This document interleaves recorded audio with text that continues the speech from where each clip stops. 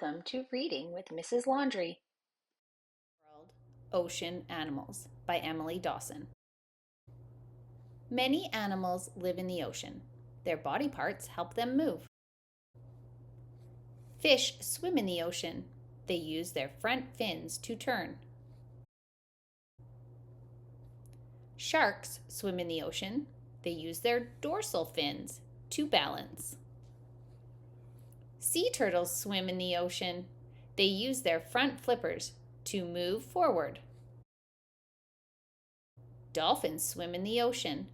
They use their front flippers to turn and stop. Whales swim in the ocean.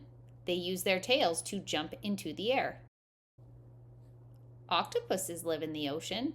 They use their tentacles to crawl on the ocean floor. Penguins swim in the ocean. They flap their flippers to swim.